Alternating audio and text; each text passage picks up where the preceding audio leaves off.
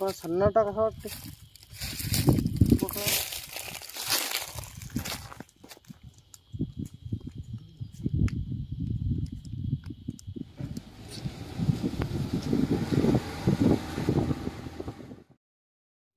पाणी आलो निघलं गेलं ना.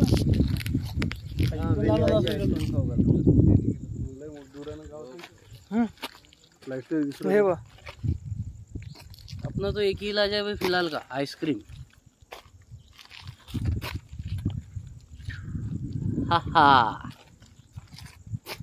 नमस्कार मित्रांनो, मी अभिजित सिंह आणि तुमचं स्वागत आहे सुन्ना गेटवर. तर आम्ही आलेलो ईश्वर ह्या ठिकाणी. तर आपल्या सोबत आहेत प्रमुख अतिथी म्हणून डॉक्टर अंकुश सर, अजय कनसरे सर, त्यासोबत डॉक्टर प्रवीण गायकवाड सर आणि एक सर आहेत, ते बिझी आहेत थोडेसे. मी दाखवतो तुम्हाला. तर मित्रांनो, आपल्या सोबत आहे डॉक्टर महेंद्र गोरटे सर. तर त्यांचा इथं आपल्या व्हिडिओमध्ये सगळ्यात मनपूर्वक स्वागत. तर आपल्याला हे फॉरेस्ट बद्दल 2 शब्द सांगतील अशी विनंती करतो. आम्ही त्यांना विनंती करतो, अशी मी त्यांना नाही. टिपेश्वर सुन्ना गेटवर आलेला आहोत आपण. सुन्ना गेटवर चला मग बाकीचे तुम्हाला कार्यकर्ते सांगतील. धन्यवाद मंडळावर. तुम्ही बिझी आहात तर त्यांनी 2 मिनिटातच एकदम U-टर्न मारलेला आहे इथून. मित्रांनो, हा आहे टिपेश्वर अभयारण्य. टिपेश्वर अभयारण्य थोडंसं नवीन आहे. यवतमाळ जिल्ह्यामध्ये हे अभयारण्य येते. यवतमाळ जिल्ह्यामध्ये माझ्या मते 2 अभयारण्य येतात, टिपेश्वर आणि पैनगंगा. तर हा थोडासा सपाट भाग आहे.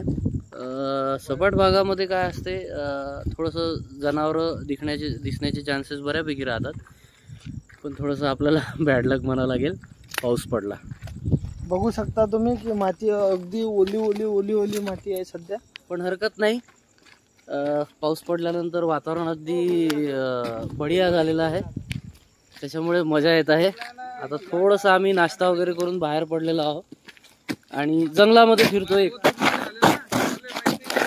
काही बुटं घासू नका.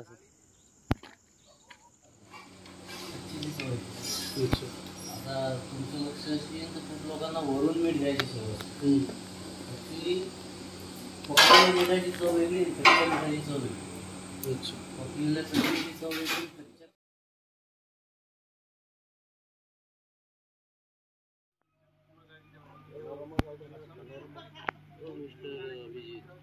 त्याजवळ ते स्टँड होतं ना हातावर धरायचं.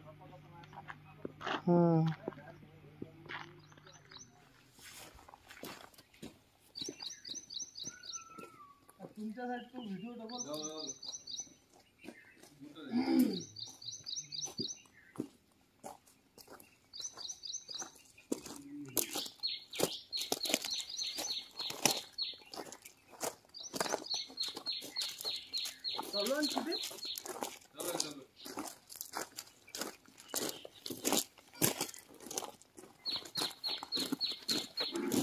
झाला आता. मेरे पीछा ना कर.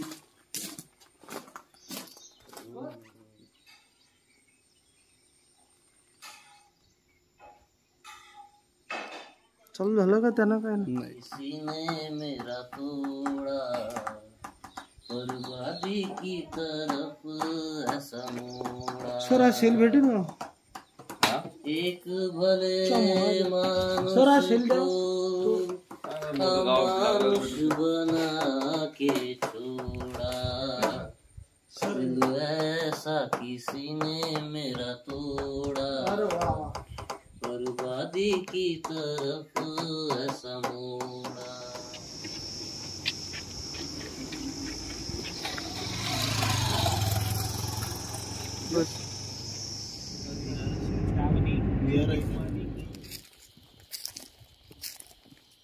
पाणी आहे का रे आतमध्ये? गाडी नेऊन राहिली दिन उडून.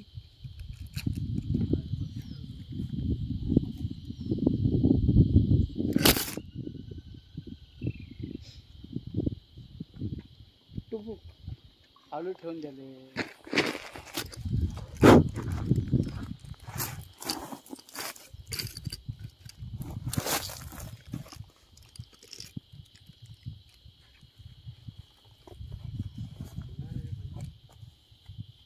थोडा सन्नाटा कसा वाटते.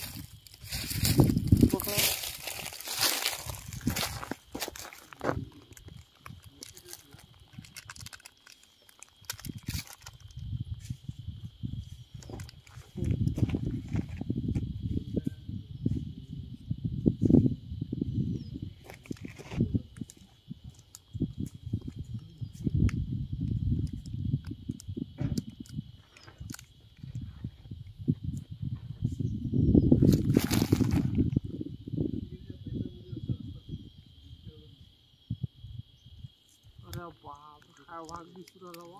पिवळा कलरचा वाघ दिसू राहिला. पांढरे केस झाले पण ते.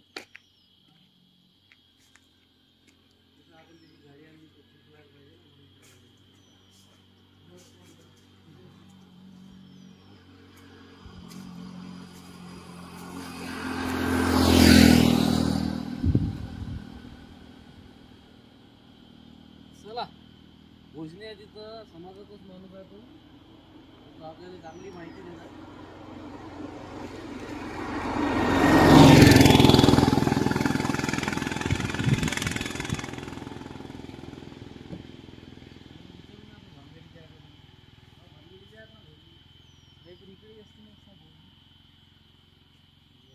जरुरी नाही समाजाचं असतं, दुसऱ्याही समाजाचं असलं तरी तो आपलाच समाज आहे.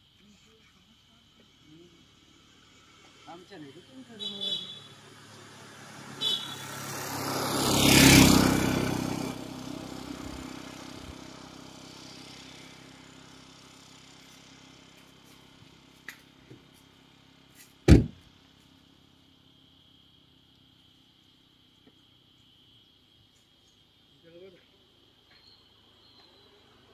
काय बघ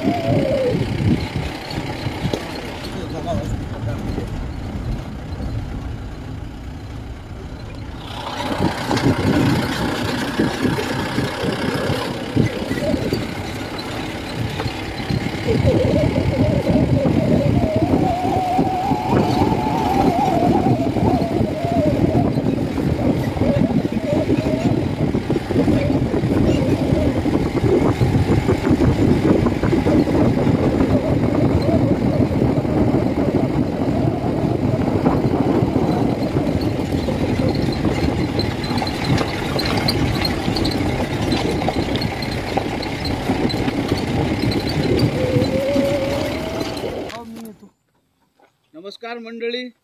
आता आम्ही सर्व निसर्ग अनुभव या सदराखाली आम्ही आता इथं हजर झालेलो आहोत. आमच्यासोबत फॉरेस्टचे ऑफिसर हिंगणकर सर आहेत आणि त्यांची सर्व सहकारी मंडळी. आणि आज आम्ही 23 मे बुद्ध पौर्णिमा या दिवशी काय म्हणतात त्याला निसर्ग अनुभव म्हणजे त्याला सेन्सस इंग्लिशमध्ये असं म्हणतात. आणि त्याकरिता आम्ही इथं आलेलो आहोत. आता एकदम डीप जंगलमध्ये आता आम्ही आलेलो आहोत. अजून खूप डीप नाही आहे, अजून बरंच बाकी आहे, परंतु ठीक आहे. आणि आमच्या सर्व सहकारी हिंगणकर साहेब आहेत आणि अभिजित आहे, मी अजय अर्थातच. आणि हा आमच्यासाठी दरवर्षीप्रमाणे यावेळेस जरा वेगळा अनुभव आहे, कारण आता साहेब लोकही सोबत आहेत आणि असा योग फार कमी येतो. तर आता सध्यापुरती एवढंच. नंतर अजून पुन्हा एक व्हिडिओ टाकणार. तोपर्यंत थँक्यू.